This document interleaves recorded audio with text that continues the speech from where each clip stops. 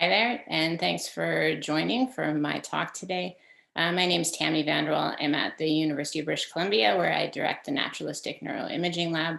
And I'm just really pleased that this workshop is happening and to be a part of it. Maybe we're well on our way to having our own naturalistic neuroimaging conference in the future. I took the workshop aspect of this talk quite seriously, so you're going to see a lot of work in progress and things that are sort of either halfway through or even just in the ideas stage, as well as some more properly synthesized data. So the title for my talk today is Smaller Haystacks and Bigger Needles, the Use of Movies in Developmental fMRI. So the outline for the talk is quite simple. We're going to start by talking about how we can use movies to decrease head motion. I'm going to show you a whole bunch of data on how we do that and how it actually looks like movies are accomplishing this feat. We're going to move on to talking about what we call artifactual intersubject variance. So this is going to be in the hyperalignment topic of things. Shifting gears, we'll move on to talking about bigger, or at least different, and maybe better needles. The topics here are going to be signal variability from sort of a general whole brain perspective or network perspective. And then we're going to be talking about how to harness the power of movies to drive clinically relevant signal. It's very exciting. We're going to have the world premiere of a trailer for an OCD movie that we've been working on for the last couple of years. So the story about movers and movies in the magnet started way back in 2015 when we came up with this idea to make the movie Inscapes. And Inscapes is some very slow moving abstract shapes with a special soundtrack. And we made this in order to give kids something to watch while they were in the scanner, while trying to avoid driving their brain in all of the ways that typical movies do. So to avoid social processing, verbal processing, etc. So these data that I'm showing you it's a tiny, tiny sample. But the reason I keep showing these data is because I think they're pretty remarkable and because they're from really young kids. So these are little kids. The mean age is only 4 and the age range was 3 to 7. And what we're showing you here is that you can get 2 7-minute runs of movie watching data out of even these very young kids. And this is work that was done in an MRI simulator. And you can see how profound the movie effect is relative to task-free resting state conditions. So the story of Inscapes has continued and sort of blown up into a whole bunch of different things. There's a bunch of groups around the world using Inscapes for different purposes. And some of the publications that have used Inscapes are now coming available. If you are interested in either using the paradigm or seeing those studies, you can just check out my lab website. But for today, we don't want to focus on Inscapes. I want to talk more about this movie effect on head motion in general. So to do that, the first analysis that we did was using data from the Healthy Brain Network. If you don't know about this wonderful resource, it's the biggest developmental data set that uses naturalistic conditions that's currently available. And in this data set, they used a 10-minute run of movie watching with Despicable Me, where it's a very social, poignant clip, and 2 resting state runs with eyes open that are each 5 minutes long. For our analysis, we're using 356 subjects. Our mean age is 10.4. This is the age distribution of the sample with good representation of younger kids. And the first thing we see is just this big movie advantage, where the head motion during Despicable Me is significantly lower in the group as a whole than in resting state conditions. When we take these same participants and we bin them by age, we see that the movie advantage is actually very age specific. So once kids are over the age of 12, they really do well in either condition, but you can see that the movies make a big difference in the younger kids. So this is a finding that other groups have also shown right around the same time. This is work by Green et al. That came out. And so we know that this really pertains to the younger kids. But what's interesting is that if you show the movie to your whole sample, you get to at least a little bit ameliorate this negative relationship that we always see between the mean FD and age. And so you can see that the slope of the black line, which is movie, is less than it is for rest because of the effect of the movie on those younger kids. But what this doesn't tell us is how it is that the movie is actually doing this. So I'm going to show you some data from a study that has been spearheaded by Simon Frew, who is an engineering student in my lab. And for this study, we again turn to the Healthy Brain Network data set, but we're going to use an even bigger sample. So you can see here the age distribution for just less than 1,400 subjects. Most of the data I show you are using this full cohort. We did look at a subsample of the subjects, 865 of whom had scores available from the Childhood Behavioral Checklist. And we use that just to give us a general measure of psychopathology and behavioral problems. And you can see that this is actually a psychiatrically enriched sample. All of these kids were help seeking, and you can tell that there were quite a few kids actually who were above this red line cutoff for clinical concern, according to this measure.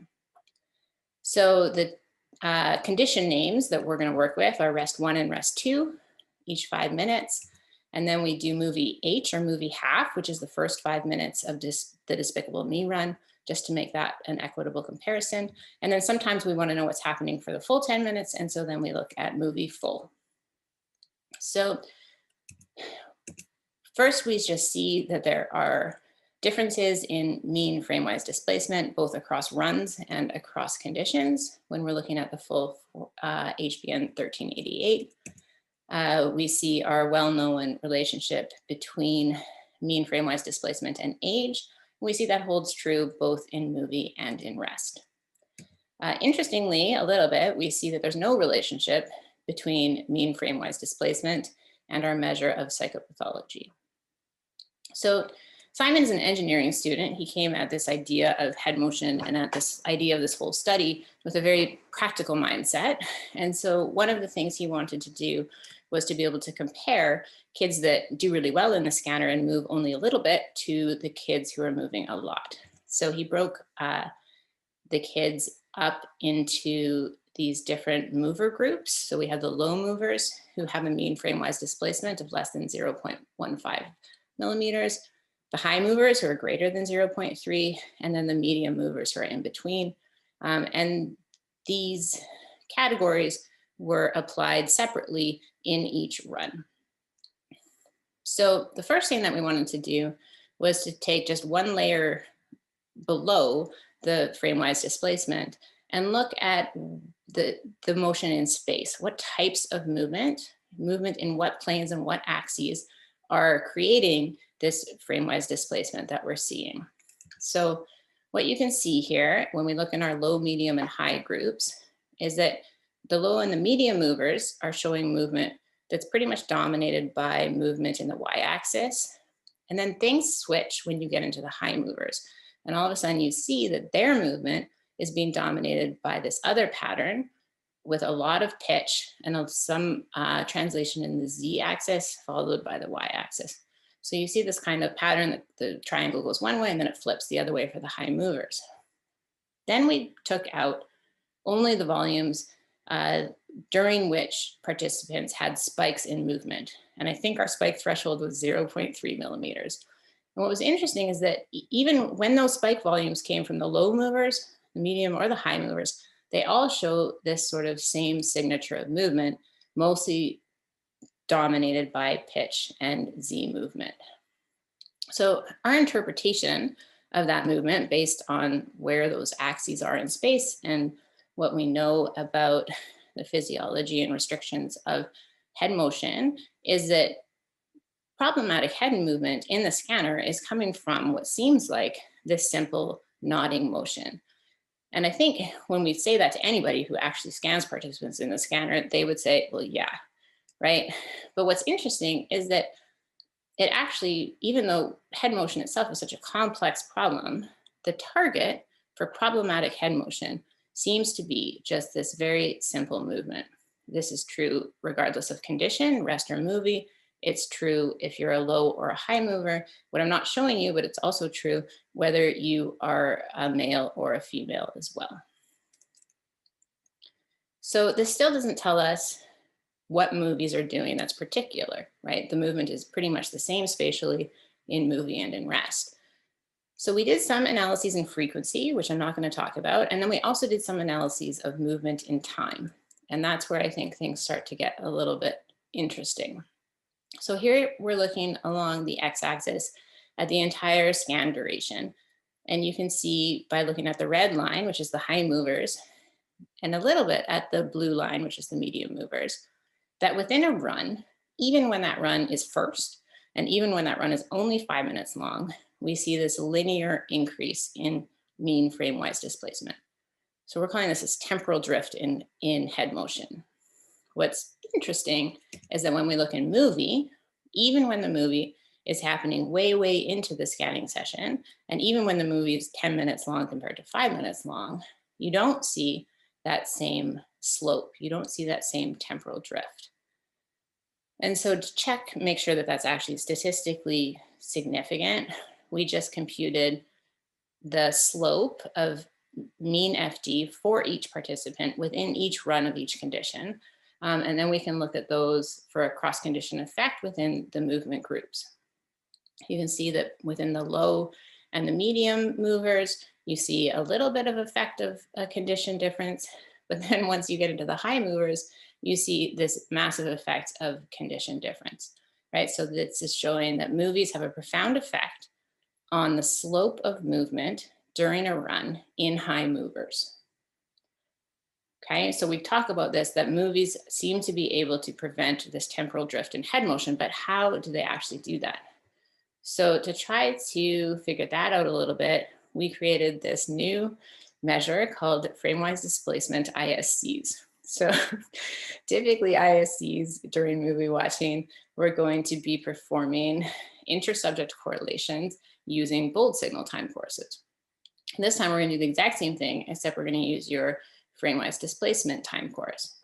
And what we see with this new fangled FDISCs is, as expected, the gray line and the blue line, so rest 1 and rest 2, are very uncorrelated states, right? Subjects are not wiggling around in a concerted fashion during various resting state runs.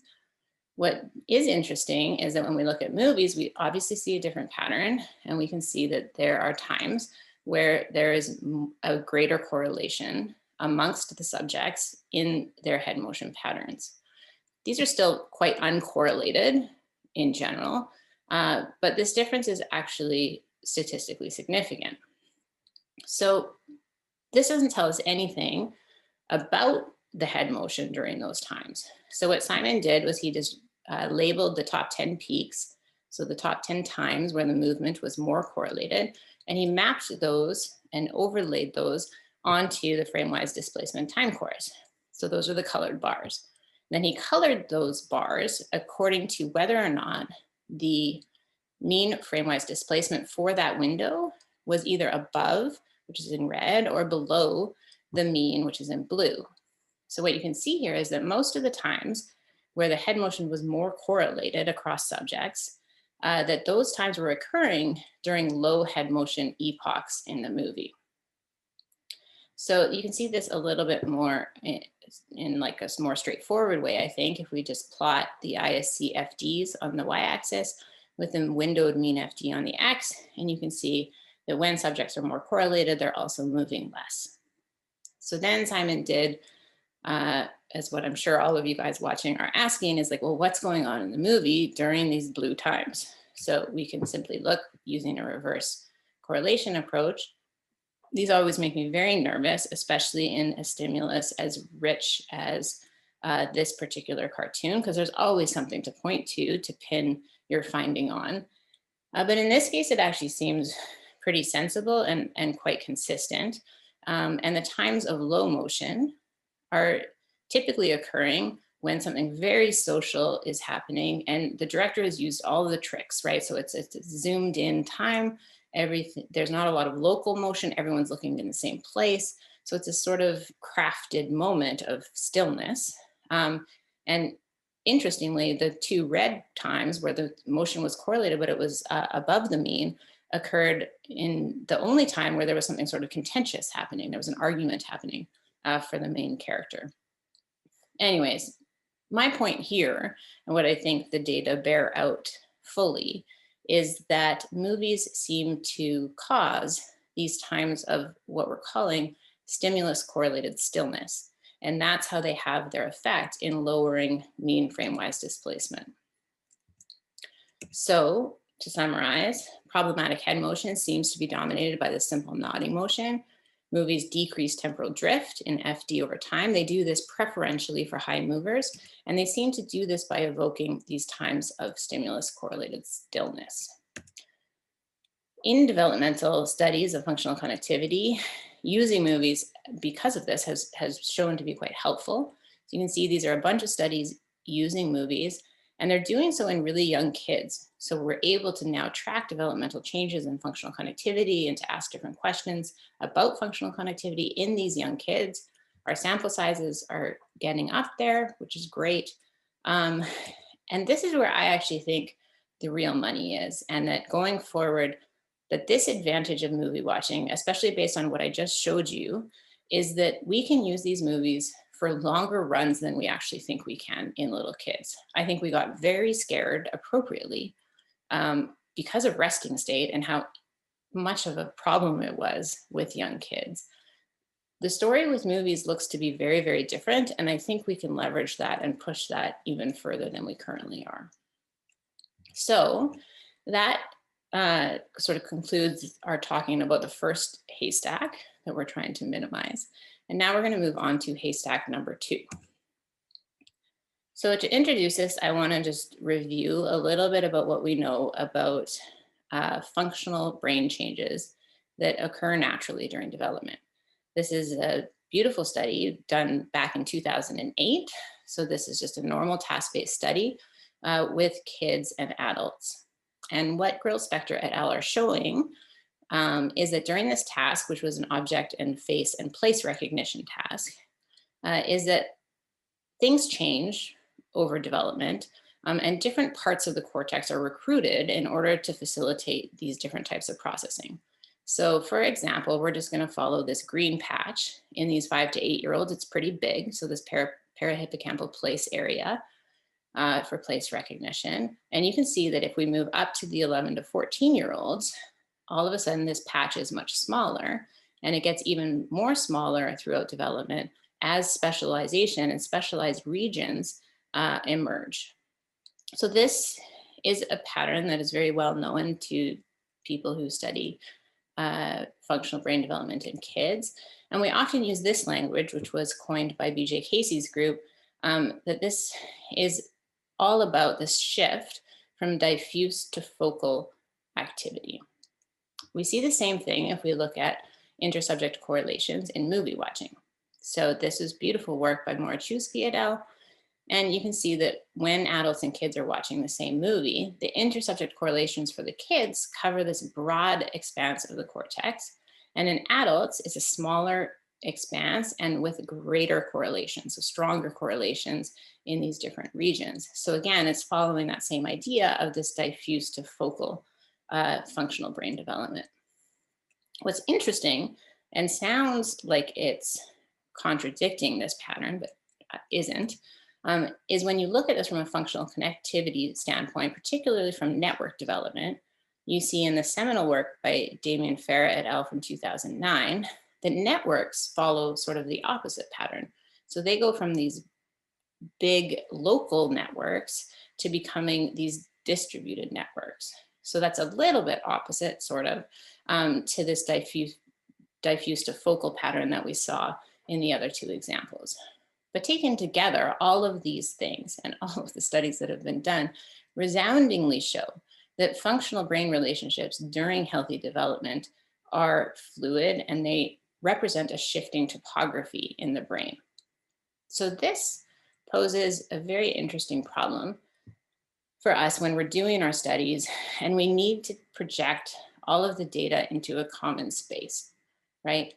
And so let's imagine that these are 3 brains and that this little voxel represents exactly the same function across these three individuals, but it is mapped to somewhat of a different location, just as part of normal healthy development and each kid's place in that trajectory. So we perform our spatial alignment on these three brains. We note that we might need a new spatial alignment algorithm because this one doesn't seem to be doing that great of a job. But what we actually see is that now we have a problem. If we try to average across voxels, we're going to wash out our effect, even though those functions are exactly the same. Or if we were to say use those edges in something like a connectome-based predictive modeling, again, the effect would be washed out. And that's because we have this artifactual intersubject variance that is now in our data. This is not just a problem in development, although I think it's a bigger problem in development than in adults. But in adults, you have the same problem just because we map things in these idiosyncratic ways, especially when we're talking about small, fine scale functional mapping. So years ago in 2011, Jim Haxby's group in Dartmouth presented this new approach to alignment. And basically their idea was, if what we care about in the end is function, why would we use structure to do our mapping? Who cares where it is in the brain, right? Let's just use functions. So they created this way of projecting the signal into a very high dimensional space as a vector and doing intersubject alignment based only on the functional time courses. So when they did this, they needed a ton of data in order to run the algorithm. These participants in this study watched a full-length feature film. But what's happened over the last 5 years or even more is that a whole bunch of different groups, and including Haxby's group, have developed sort of improvements and different ways of getting at this intersubject alignment using functional signal. And they can do it with less and less data. So I'm going to just reference another talk in this workshop by Elizabeth Dupre, and she's going to be highlighting their excellent paper that's up on bioRxiv right now, in which they actually benchmark these different functional alignment procedures against each other. They give a really good explanation of different strengths and weaknesses of these approaches, and some really interesting ways of how do we test if these alignment procedures were successful or not. So I'll point you to that talk, and here just focus on the idea that though this is important in adult work, it may be even more important in developmental work because of all of those functional changes that I just talked about. One of the barriers to testing this properly in kids and really trying to figure out what's the best way to do this in kids has been data amount, right? We can't do these super long runs, or can we? So the idea that we have come up with and are just about to start collecting is this idea for a multi-use developmental naturalistic data set. And we thought pretty carefully about this and how we could fill a niche in the field that isn't yet filled. And so this screenplay database will just be pilot to start, and hopefully we'll be able to increase it. But we're going to start with 30 kids, healthy kids, really well screened, 8 years old. They're going to come in, they're going to watch 2 longer movie runs. We're going to aim for 15 minutes, but we'll push it if we can. And so already we have 30 minutes of movie watching per kid. What I think is the real value of this data set is that we're then going to bring the kids back in a week and they're going to do exactly the same scan again. And so our first study that we want to do with this is to look at functional hyperalignment in kids and to test the retest reliability of those algorithms. Now, everyone's always asking, what are the movies that we're going to use for this? And that's obviously a big choice. Oftentimes is made arbitrarily. And I'll just say we're still working on it, but what we think we're going to do is in the first movie is to prioritize engagement. So it's going to be like trailer, commercial, like really engaging stuff. And then the second one, we're going to prioritize more of like a really interesting narrative and have 2 15-minute runs like that. So that is Screenplay Database, hopefully coming soon. So that takes care of our second haystack for now. We talked about head motion for the first and alignment procedures for the second. And we can now shift gears to talking about needles and how do we get these bigger, possibly better, at the very least different needles by using movies. So there's a bunch of different ways we could talk about doing this. one of them that I think is super important would be talking about how movies can improve the reliability of FC measures. We think this, there's some good data out there that indicate that this is the case, but I would still say that because we don't have repeat movies being shown, there's still a lot of open questions about this, right? And is this a movie particular effect, or is this an effect that it's okay to look across movies? Is there a novelty effect that we need to figure out a little bit more about? Anyways, that's a whole nother talk for a different day. Today, we're going to talk about the variability of the signal. And this is something that I've been interested in ever since reading Cantlin and Lee's Sesame Street paper from 2013, where when they found that they could identify brain behavior relationships using movie watching data that they couldn't identify using a really good task, they surmised that the reason the movie enabled them to do that was because the variability in the bold signal contained developmentally important information. And so since then, I've been thinking a lot about what is this variability? What is movie watching doing as a brain state? What is it doing to the signal? And so we thought about this a little bit in our movies in the magnet review. You can see here, this is just single subject data. It's more just to sort of think through this idea that you can take the bold signal time course from a region or different regions and look at them across these different conditions. So here are the subjects watching the matrix. Here's the subjects watching flank or doing the flanker task and with eyes open rest. You can see that the signal is wigglier in some and less wiggly in others, and that it's different in different regions and different across conditions. So of course we want to be able to quantify and explore this signal in different ways. There's many ways to do that. One of the most basic is to do a Fourier transform and to look at the spectral density of that signal. What you can see when we did that in this, even in just this one subject, though it's also true in bigger groups, is that what's interesting to me is that the movie really separates out. So the blue line separates out from the orange and the yellow line. And it does that in both regions, but in a flipped way. So the movies look different. The signal variability that is being evoked during movie watching looks quite different than that which is present during movie or task. One of the ways that I recently started reading about that you can look at signal variability in fMRI is to consider whether that signal is fractal or not. So that's what we're going to talk a little bit about now. So what does it mean to be fractal? This is from a recent New York Times article. And basically what it means is that the spatial characteristics and the statistical properties that are dictating this small floret are exactly the same as those that are dictating the spatial geometry of this larger floret. So because the statistical properties are exactly the same, regardless of the scale, we call that scale invariant. People also use words like self-similar. But when something demonstrates these characteristics, we would say that it appears to be fractal or fractal-like. This is true of cauliflower. It is true of neural structure. You can see this beautiful work by Greg Dunn. It's true of EEG signal. It's true of heart rate variability signal, and it's true of bold signal during fMRI. So there's different ways to measure these fractal characteristics. I'm going to talk about one of the most basic that's been around for a long time. It's called the Hurst Exponent. And so the way that you get to this number per voxel or per region is by taking your signal, performing your Fourier transform to get it into this spectral space. And then what you want to do is to fit the power law to the data. And you want to do this using this thing called a rescaled range analysis. So you're going to take two snippets of your signal that are of a different interval, and you're going to fit them to your power law, right? So we have snippet 1 and snippet 2 from the same signal. And then you're going to do a best fit line.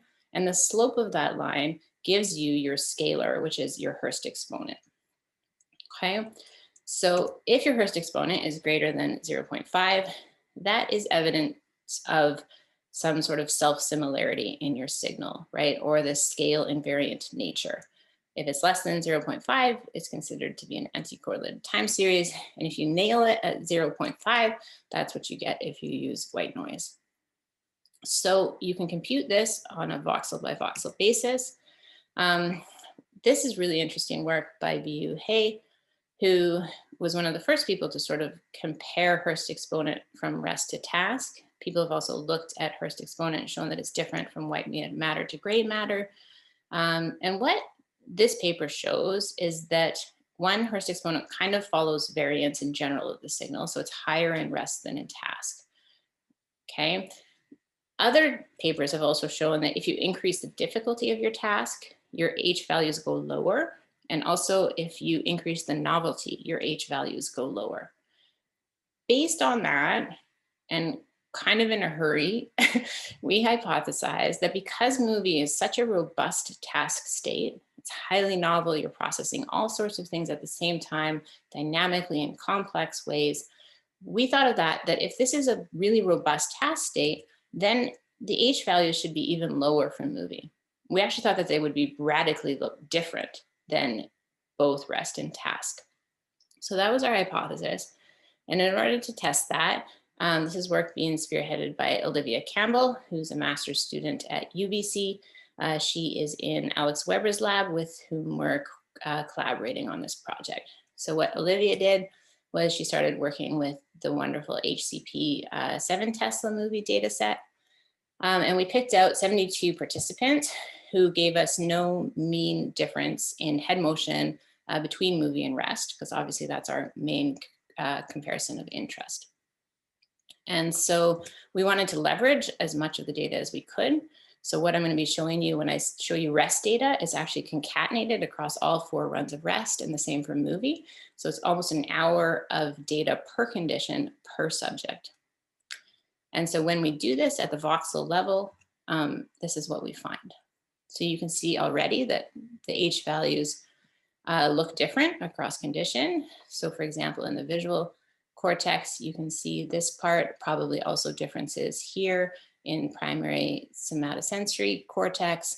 But basically, as you go around the rim in movie, it looks sort of more robust than it does all the way around in rest. So if you remember, that was against our hypothesis. And does it hold up statistically when we just compute the differences in H values across conditions? The short answer is yes. At the group level, movie has a greater H value, or is considered to be more scale invariant or more fractal than rest within the gray matter mask. But that's not true for every subject.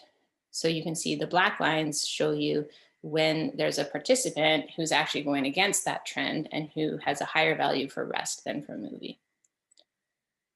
So we wanted to break this down by network. What I'm showing you here is using the Yo7 network parcellation. And these are the 3 networks in which there's a statistically significant difference such that movie is greater than rest. Very clear in the visual, also present in somatomotor and dorsal attention networks. No cross-condition difference in H values in either ventral attention or limbic. And pretty interestingly, in frontoparietal and default networks, the H values are greater for rest than for movie. So we are doing some things to unpack this right now, which include looking at the stimuli themselves, which have fractal properties, looking at head motion, which has fractal properties. But basically what we're sort of thinking at this moment in time is that our hypothesis was wrong, and probably the real deal looks more like this, such that movie and rest are both fractal states, maybe not with a whopping difference between them, but that what's the real outlier is actually task. So one way of putting it would be that the whole world is sort of naturally fractal until we impose these weird task dynamics on it. So that's where we're at right now. Stay tuned for, when we read up the manuscript, if we're still at this point or not. But the idea here in this context for this talk today is that we're not showing movies just to keep kids still, but that these movies are having a massive effect on the variability of the bold signal throughout the brain.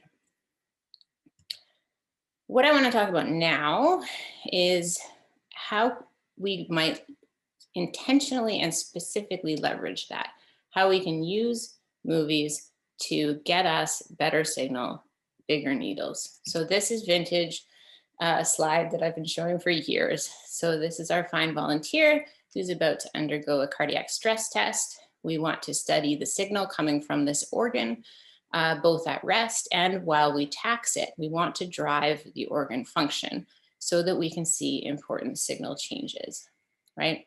So it's not rocket science. The idea here is that we would be using the movie to drive the brain in naturalistic ways, and that given particular disorders, we might go about doing that in different ways.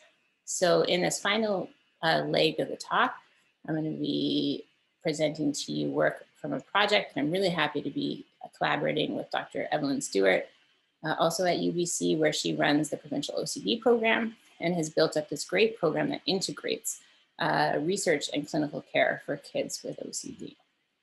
So let's talk a little bit about childhood onset obsessive compulsive disorder. It's a for real deal psychiatric disorder, right? It's considered to be more severe and more heritable than adult onset OCD. And many people think about it as sort of a distinct subtype for those reasons. It is one of the most frequently misdiagnosed conditions that I know about in child psychiatry. And the longer I practice, the more that I think that this is true.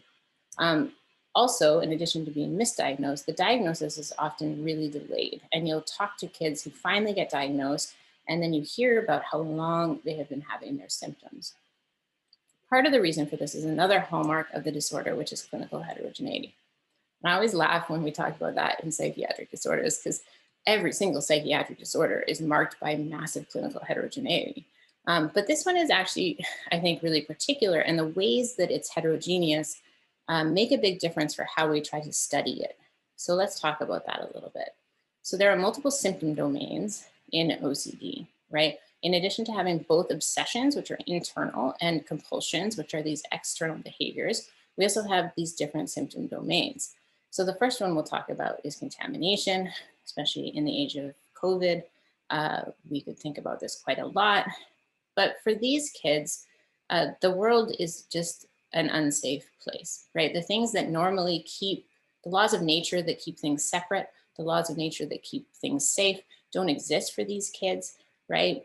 And so it's a very threat-filled environment, and very concerning, very problematic. So one way to elicit this, these are pictures from the task that I'm going to show you data from in the next slide, is, so this is a picture of a dirty keyboard. You can see why that would be very distressing for someone with this type of OCD to look at and to imagine having to touch.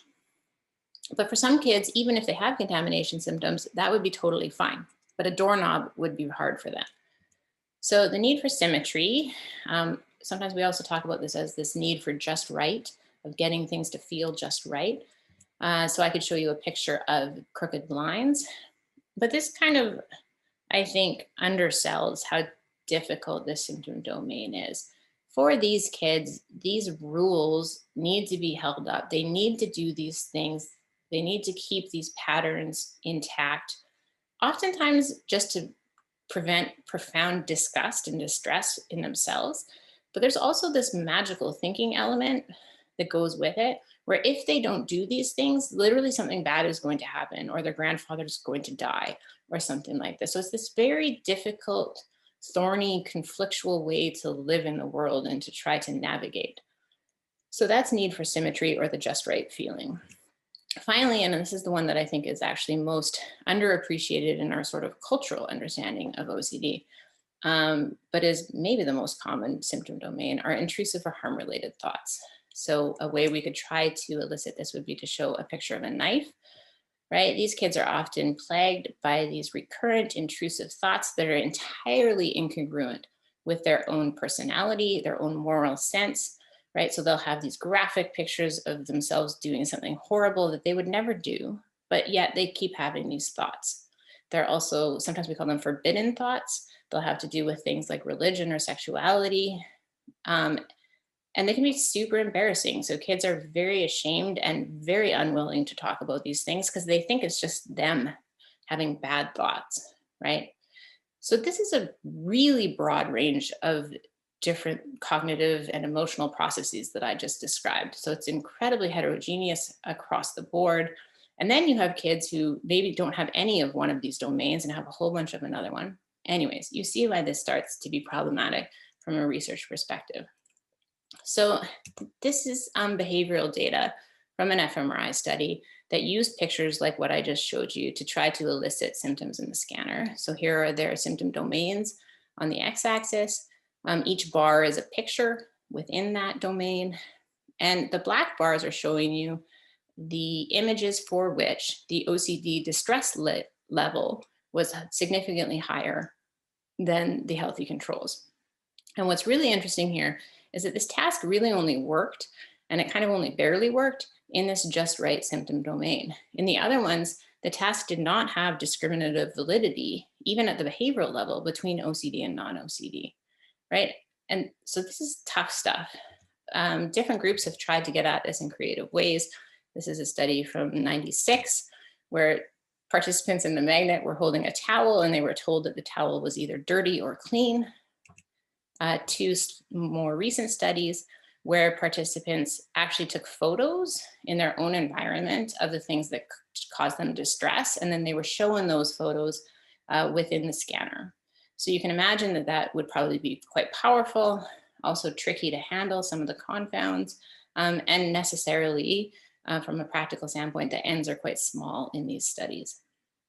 So our hypothesis was, or hope, I would say, was, can we get at this with a movie? Can we use the power of film to drive symptomatology in pediatric OCD in such a way that we actually can study the neural correlates of these different symptoms? And because we know of all of the different ways that we can analyze the data, will those different analytic methods enable us to handle the clinical heterogeneity in some unique ways?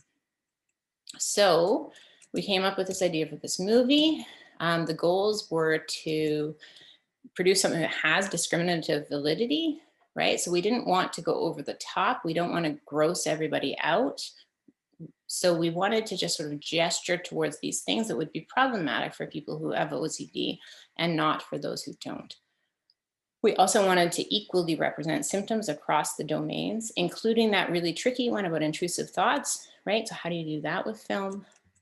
We wanted it to be child appropriate, but also still to get at some of these things of the forbidden thoughts that are kind of maybe beyond them developmentally. And we wanted it to be commensurate with daily life experiences in general, right? So we wanted it to be truly naturalistic is basically what I'm saying. And finally, as is my bent, I wanted it to read as a cohesive, intentional film. So what I'm about to show you is a 90-second trailer that uses footage from the actual movie paradigm, which is 10 minutes in length. The feel of the trailer, because it's a trailer, feels fun and sort of melodramatic. The movie paradigm itself doesn't feel like that. It is, I think, much more true to the nature of these images and of the content, and is very pensive. It has a specially written piano score to it that is a little bit anxiety provoking. It uses asynchronous notes and mistake notes throughout. But that's not what the trailer is going to feel like. So for fun, here is the trailer to introduce our new movie paradigm.